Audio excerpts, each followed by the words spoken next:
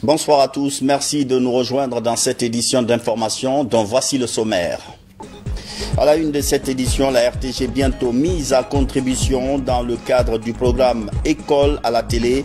Le projet sera lancé le 27 avril pour la reprise des cours. Au niveau de l'enseignement supérieur, il y a encore des préalables à remplir.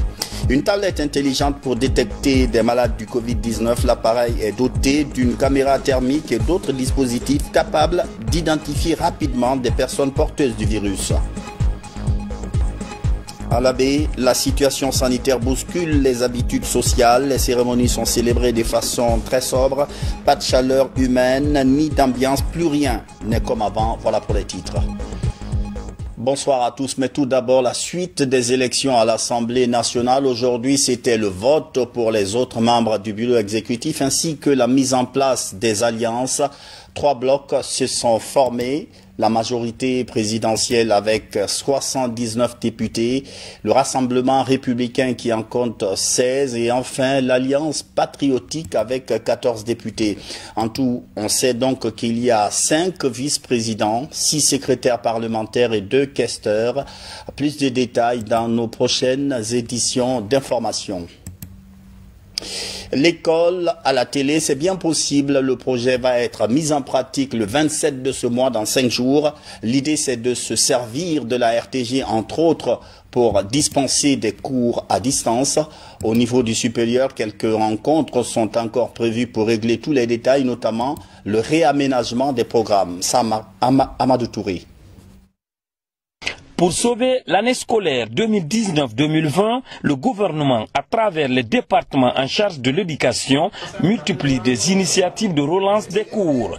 Au ministère de l'Éducation nationale et de l'alphabétisation, par exemple, c'est un système nouveau qui est en cours de préparation. Il s'agit, à travers la RTG et Soul TV, de permettre aux élèves d'apprendre. Le système est soutenu par les 484 télévisions installées par Star Times dans les villages du pays. Star Times est heureux de lancer à partir du 27 avril 2020 les émissions pour les niveaux de CMD, du BEPC et aussi pour le niveau bac. Donc pourquoi cela? Parce que déjà dans le passé, Star Times en 2018 a procédé au lancement du projet d'accès à la télévision satellite pour 10 000 villages africains, au cours duquel la Guinée a bénéficié de les 333 sous-préfectures de la Guinée ont bénéficié de vidéoprojecteurs, des sources d'alimentation qui sont les panneaux solaires et aussi des vidéoprojecteurs. Un système d'apprentissage uniquement mis en place pour gérer la crise. Le rôle essentiel ici qui est à jouer, c'est celui des parents. Nous ne cessons de le dire, aujourd'hui, qu'on le veuille ou non, les parents deviennent une sorte de substitut de l'enseignant pour l'enfant à la maison. Donc le message des parents, leur action, leur accompagnement est nodal pour la réussite du projet.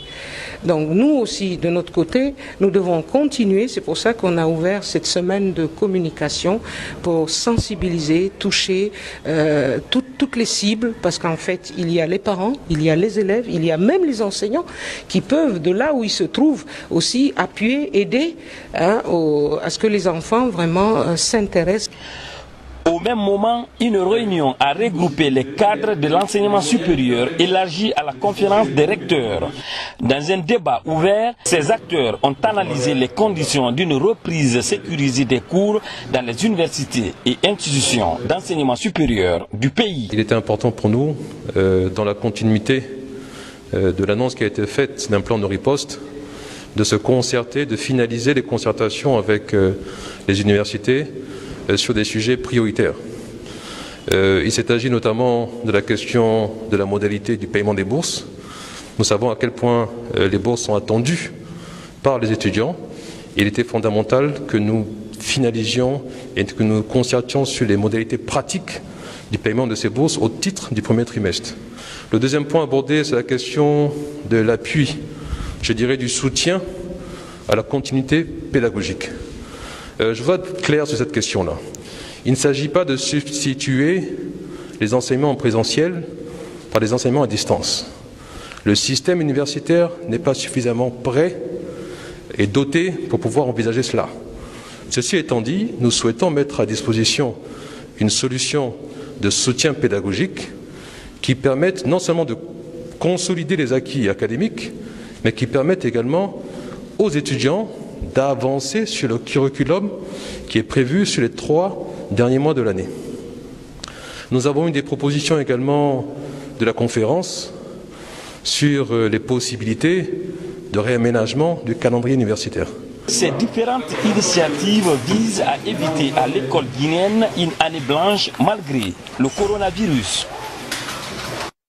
Des médicaments mis à la disposition du ministère de la Santé, c'est un don du département de l'administration du territoire à travers l'ANAFIC. Les produits sont destinés aux 152 postes et centres de santé du pays, une façon d'aider les collectivités à renforcer les barrières sanitaires. Mohamed Lamine Camara. En 2019, l'Agence nationale de financement des collectivités a réalisé et rénové plus de 100 infrastructures de santé en faveur des communautés rurales du pays. Un acquis qui entre dans le cadre de l'exécution des plans annuels d'investissement des collectivités. Pour faire face aux problèmes de santé dans les municipalités, notamment la gestion du Covid-19, l'agence, en partenariat avec la pharmacie centrale, approvisionne 152 postes et centres de santé en produits pharmaceutiques ainsi qu'en équipements médicaux.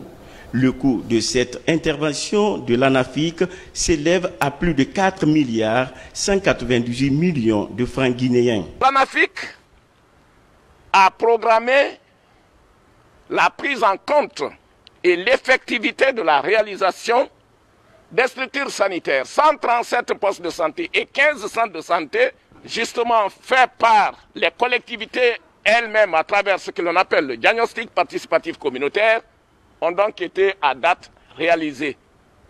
Mais si vous faites un poste de santé, vous faites un centre de santé, l'État met à disposition le personnel soignant.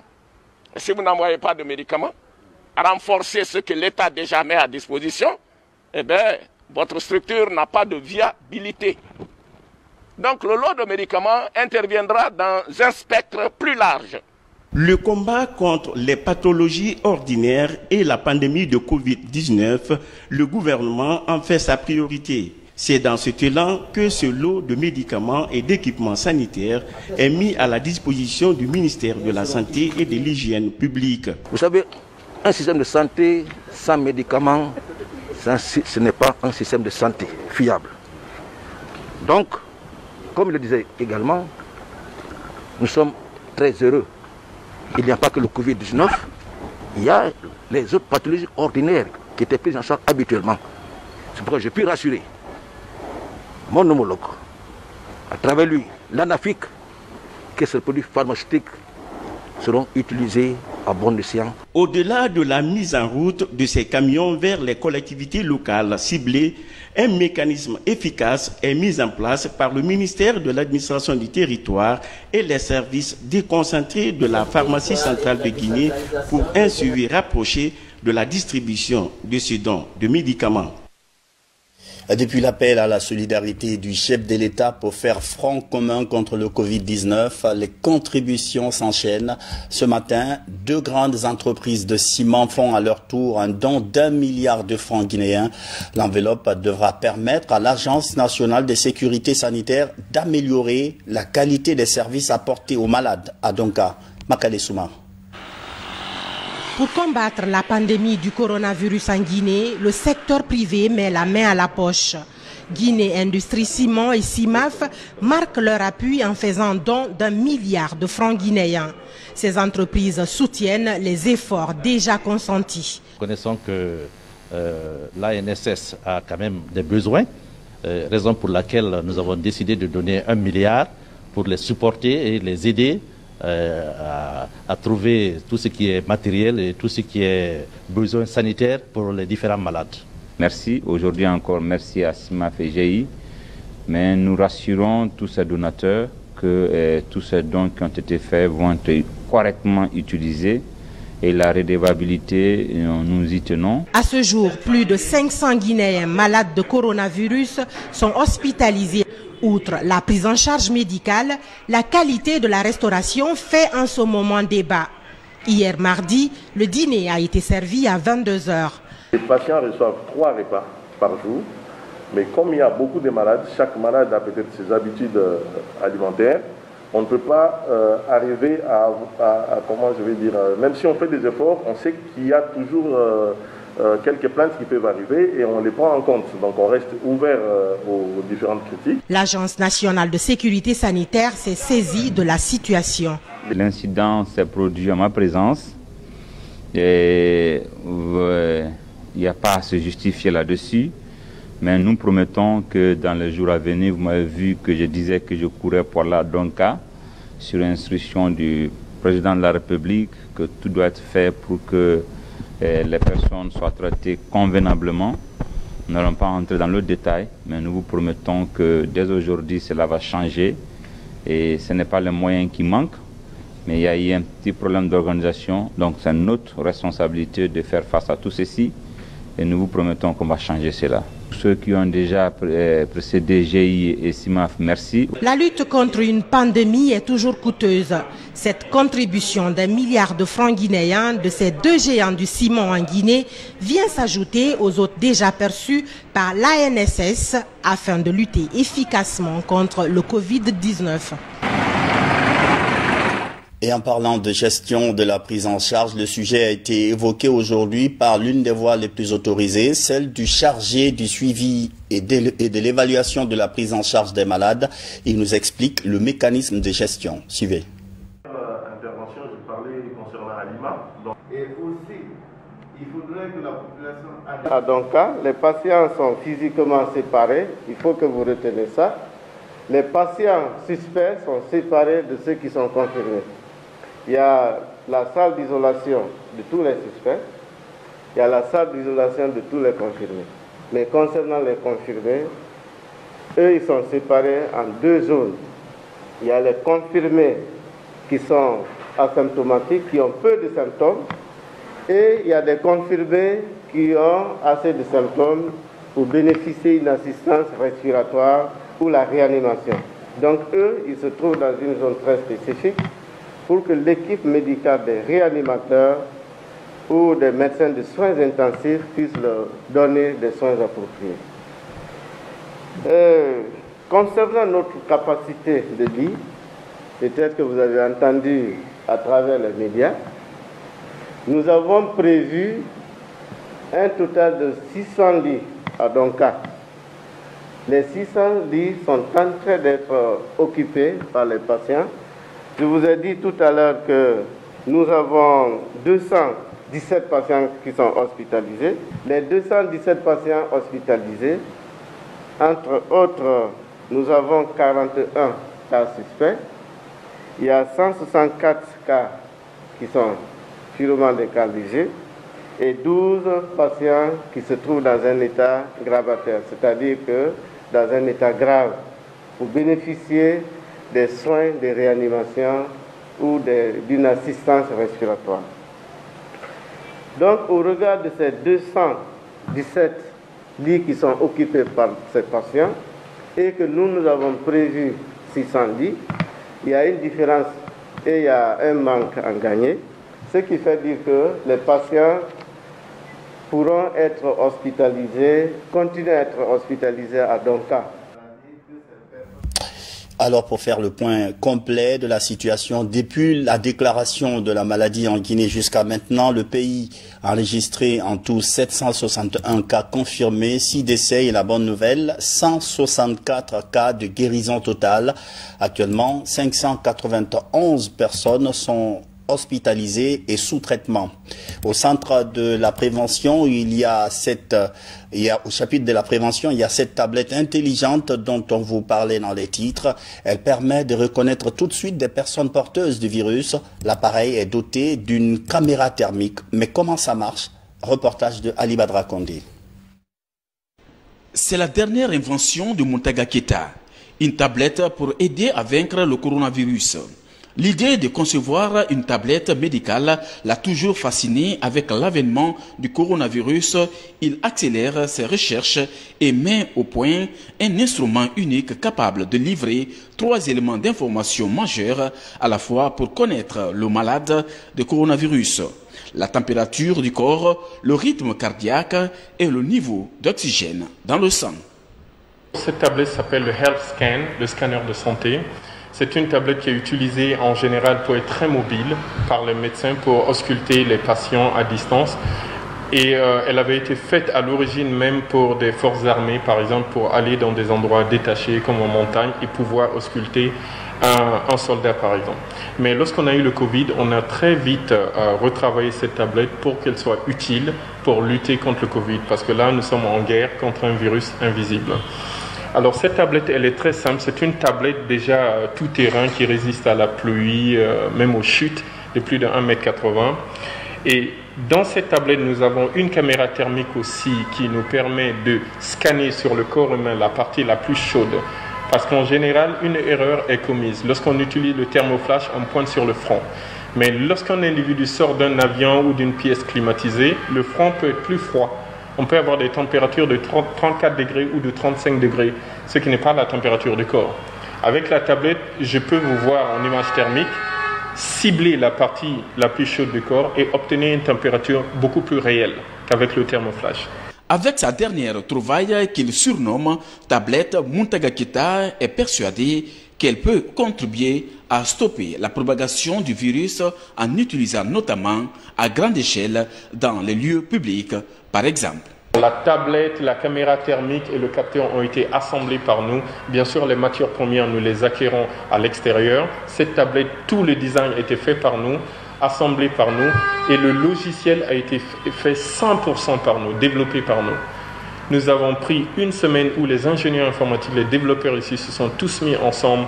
On a fait une sorte de task force où on a développé ce système très vite, utilisé cette tablette, les capteurs, intégré tout le système. Et là, nous avons une technologie qui n'existe nulle autre part sur cette planète, sauf en Guinée. Et ça a été fait ici. On peut l'utiliser très vite pour trier surtout les populations à risque. Mais il faut aussi noter que pendant que les personnes sont hospitalisées, cette tablette peut être utilisée par les infirmiers tous les jours pour ausculter le patient, pour savoir si leur état pulmonaire s'améliore ou ça se détériore. Et pour savoir à quel niveau, à quel moment exactement, il faut intuber le patient avec le respirateur. Conforté dans sa démarche par une récente rencontre avec un pôle de scientifiques et des responsables administratifs, le jeune inventeur rêve de voir cet appareil utilisé très bientôt à Conakry, principal foyer du coronavirus en Guinée. Bientôt le mois saint de Ramadan, il intervient dans un contexte particulier cette année. À cause de la pandémie, les mosquées sont fermées, mais les fidèles peuvent faire leurs prières à domicile. El Haj Ali Jamal Bangoura, secrétaire général des affaires religieuses. On lance un appel à tous les chefs religieux dans la Guinée profonde pour consacrer leur temps pour l'observation de l'une pour commencer et début du mois de Ramadan. D'autre part, on avait fait comprendre à nos chefs religieux de renforcer et insister sur le respect des dispositifs sanitaires pris pour stopper la propagation du coronavirus. Notre religion, l'islam, a beaucoup donné importance à l'observation de l'être humain, à la sauvegarde de l'être humain. Cet virus dépend du regroupement et on avait fermé les lieux de culte. Alors, devant les 5 prières qui est essentielle, indispensable pour un musulman, les prières collectives du Ramadan n'ont pas cette importance comme les 5 prières.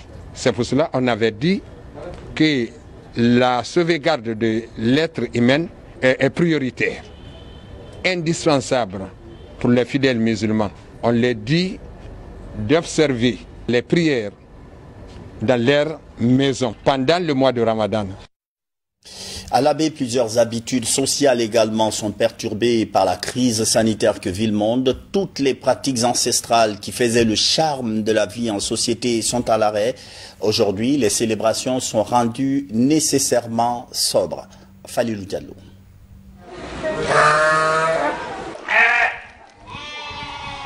Le mouton de sacrifice ne tire pas profit des bouleversements provoqués par le coronavirus. Pendant des célébrations comme le baptême en communauté musulmane, il est encore sollicité. L'ambiance festive, elle, a drastiquement baissé d'intensité dans les familles. Les événements les plus joyeux se font désormais en famille restreinte.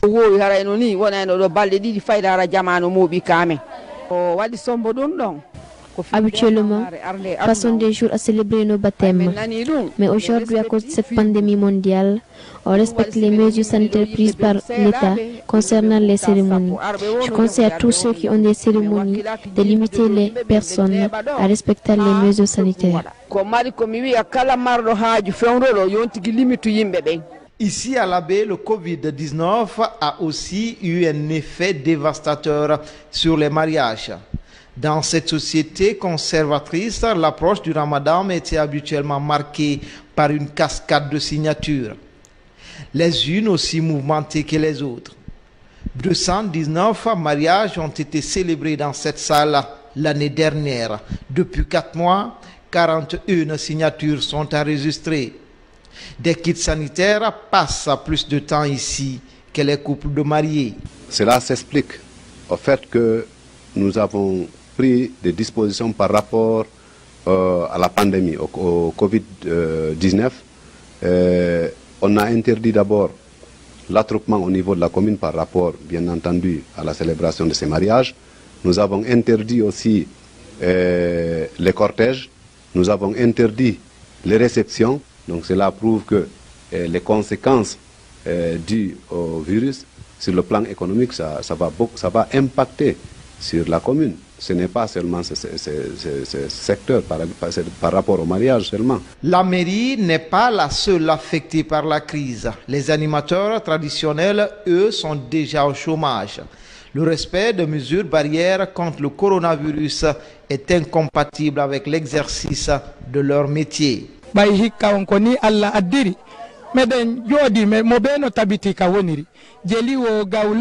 peut rien contre la volonté divine. Nous, Djeli, Gaulo et autres artistes traditionnels, souffrons beaucoup. Aujourd'hui, à l'absence de mobilisation sociale, baptême, mariage, et même les mosquées sont fermées. On n'avait jamais vécu ça auparavant.